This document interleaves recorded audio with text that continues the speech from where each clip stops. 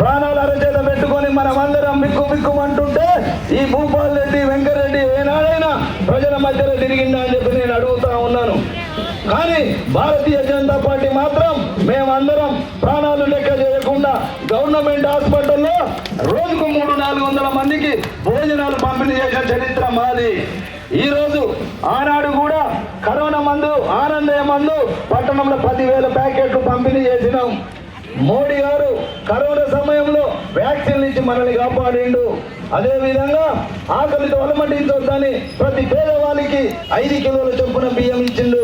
అది బీజేపీకి ఇతర పార్టీలకు ఉన్న తేడా. ఈరోజు నల్లగొండలు అన్ని కూడా రోడ్లు గుండలమయమైనవి. ఈ హైవే ఇది బీజేపీ సెంట్రల్ గవర్నమెంట్ వేసింది తప్ప కేసీఆర్ కు భూపాల్ రెడ్డికి సంబంధం లేదు. హైదరాబాద్ రోడ్ ఒక్కటే వేసినారు, అది కూడా గ్రాంట్స్ అప్పు తెచ్చి మున్సిపాలిటీ వాళ్ళు వేసిన రోడ్. అది మనమే ఇంటి ట్యాక్స్ ద్వారా రేపు తీర్చాలి. ఇది మీరు ఆలోచించండి. కేసీఆర్ అక్కడ కరీంనగర్లో గ్రాంట్స్ ఇస్తారు, మనకేమో అప్పులు ఇస్తారు. ఇవాళ నల్లగొండ పట్టణంలో ఒక్క రోడ్ డెవలప్ చేస్తే అయిపోతుందా అని అడుగుతా ఉన్నా. ఇవాళ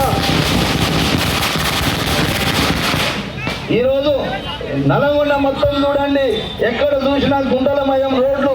గుంటలు కూడా ప్యాచ్ వర్కులు చేయలేని అసమర్థుడు భూపాల్ రెడ్డి, అవునా కాదా? నేను ఛాలెంజ్ చేస్తా ఉన్నాను. గుంటలు పూడ్చకపోతే నేనే సొంత డబ్బులు పెట్టి రెడీమేసి కంకరతోటి 2 టిప్పర్ల కంకర గుంటలు పూడ్చడం జరిగింది మేము. ఇది మీరందరూ ఆలోచించాలి. అయినా సిగ్గులేని భూపాల్ రెడ్డి మళ్ళీ కూడా ప్యాచ్ వర్కులు చేయలేరు.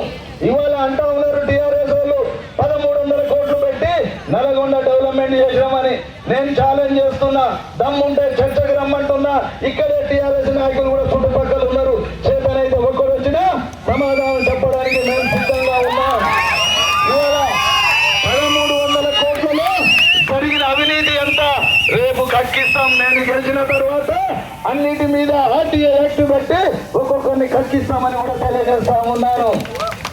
ఈరోజు 5 టవర్ కట్టిరు, ఇల్లు కట్టుకుంటే 1,500 ఎస్ఎఫ్టీ, కానీ దానికి 5,000 రూపాయల చొప్పున ఈ కాంట్రాక్టర్లు మెక్కినారు. ఇవాళ ఎంత దోపిడీ జరిగిందమ్మా. 90 కోట్ల 5 టవర్ కి 1,500 పెడితే ఇల్లు అవుతుంది. కనీసం 3,000 పెట్టాలి, కానీ 5,000 ఎస్ఎఫ్టీ కట్టించారు. అంటే ఎన్ని డబ్బులు చేతులు మారినాయో ఆలోచించండి మీరు అందరూ కూడా. ఈ విధంగా అభివృద్ధి పేరు మీద దోచుకోవడం జరిగింది. ఇక్కడ జరిగిన ఎమ్మెల్యేకు ఎక్కడ ఏది కట్టాలనో తెలియదు, ఏమి చేయాలనో తెలియదు, అవగాహన లేదు, విజన్ లేదు. వెంకటరెడ్డి భూపాల్ రెడ్డి దొందే. ఇద్దరు కూడా చదువుకున్నటువంటి చదువు ఎట్లయితే మధ్యలో ఆపిర్రో ఈ అభివృద్ధి పనులు కూడా మధ్యలోనే ఆపుతా ఉన్నారు. అవునా కాదా? నల్లగొండలో అవపడుతూ ఉంది. అండర్ గ్రౌండ్ డ్రైనేజీ 13 సంవత్సరాల క్రితం ప్రారంభమైంది వెంకరెడ్డి ఎమ్మెల్యే ఉన్నప్పుడు. కానీ ఎమ్మెల్యే వెంకరెడ్డి అయిపోయింది, భూపాల్ రెడ్డి టర్మ్ అయిపోయింది, కానీ అండర్ గ్రౌండ్ డ్రైనేజీ పనులు అయితే కాలేదు. అంటే ఇద్దరు చేతగానోళ్ళే కాదా, అసమర్థులే కాదా? కాబట్టి ఇది ఆలోచించమని చెప్తా ఉన్నాను. చేసిన అభివృద్ధి పనులు కూడా ఎక్కడ చేయాలనో తెలియదు, ఎట్లా చేయాలనో తెలియదు. వెంకటరెడ్డి ఏమో రాజీవ్ స్వగృహ ఇల్లు నల్గొండలో కట్టవలసి ఉంటే తీసుకుపోయి అన్నపర్తిలో కడతారు. అదేమన్నా బుద్ధున్నోడు చేసే పని అమ్మ చెప్పండి? అవి ఇలా కంపల్సరీ మలిచి వేస్ట్గా పడి ఉన్న ఇల్లు, అవునా కాదా? అంటే ఈ నల్గొండల నాటు నార్కట్పల్లి కట్టలే, నల్గొండ కట్టలే, అట్లా ఉందా వెంకరెడ్డి తెలివి? కాబట్టి అది ఆలోచించండి. ఇక భూపాల్ రెడ్డి ఉండు, ఇదే కాకుండా ఫిష్ మార్కెట్ పెడతాన్నాడు, అవునా కాదా? మేము వచ్చి అడ్డుకున్నాం, చదువుకునే పిల్లలకు ఉపయోగపడాలి కానీ ఫిష్ మార్కెట్ పెట్టొద్దని. రామగిరి మీట్ మార్కెట్ పోయిండు, ఆడబెట్టిండు నాన్ వెజ్ మార్కెట్. చుట్టూ వైశ్య కమ్యూనిటీ ఉంటుంది, పాపం సేట్లు నాన్ వెజ్ తినరు. ముందర గుడి ఉంది, ఆడ పెట్టిండు. ఇవాళ ఏమైంది? రాముని గుడి ముందర ఎవడన్నా నాన్ వెజ్ మార్కెట్ పెడతాడమ్మా? తలకాయ ఉన్నాడు. ఇది ఆయన చేసిన పని. మళ్ళీ ఇప్పుడు పోయి వెంకరెడ్డి పోయి చెప్పొస్తుంది సేట్లకు, ఇది నేను గెలిస్తే మారుస్తాను. భూపాల్ రెడ్డి పోయి చెప్పొస్తుంది, నేను కూడా మారుస్తాను. నేను అడుగుతున్నా, డబ్బులు ఇలా అయ్యే జాగిరా? డబ్బులని వృధా చేస్తే ఏమన్నట్టు? వాళ్ళు ఆలోచించి చేయాలిగా ఏ పని చేసినప్పుడు. అది వీళ్ళు తెలియలేని పనులు చేస్తూ ఉన్నారు. మీరు ఆలోచించండి. వీళ్ళిద్దరు కూడా నార్కట్పల్లి నాగరికల్ నియోజకవర్గం వాళ్ళు స్థానికులు గారు. అందుకనే ఈ యొక్క అభివృద్ధి మొత్తం కుంటుపడుతూ ఉంది. మీరు చూడండి, ఇవాళ నల్గొండ మొత్తం డిస్టిక్ హెడ్ క్వార్టర్ చదువుకున్న వాళ్ళం లేవా అమ్మ? ఎమ్మెల్యే పనికొచ్చేవాళ్ళం లేవా మనం? ఇది మనకు అవమానం కాదా?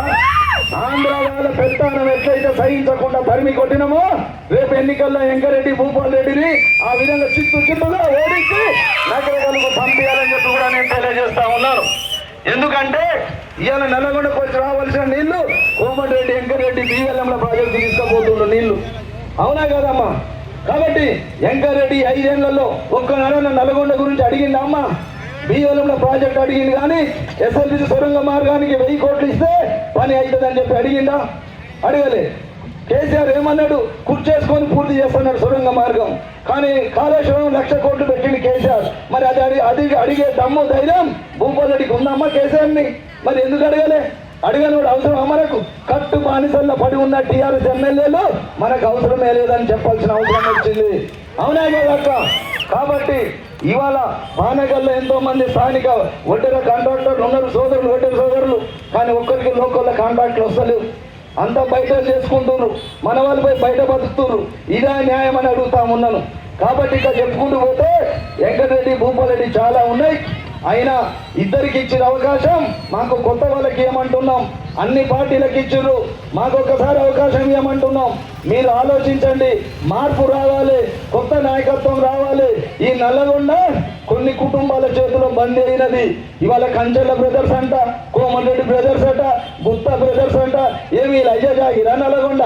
ఈ కొన్ని కుటుంబాలే అని మన మీద ఆధిపత్యం చెలాయిస్తే బడుగు బలహీన వర్గాలకు నాయకత్వం వద్దా అని చెప్పి అడుగుతా ఉన్నాను. అందుకనే ఈరోజు భారతీయ జనతా పార్టీ ఈ తెలంగాణలో బీజేపీ ప్రభుత్వం వస్తే 75 సంవత్సరాల్లో రానటువంటి అవకాశం ఒక బీసీ ముఖ్యమంత్రిని చేస్తానని ప్రకటించింది సోదరులారా. అందుకే బడుగు బలహీన వర్గాలు బీజేపీకి అండగా ఉండాలని కోరుతా ఉన్నాం. అంతేకాదు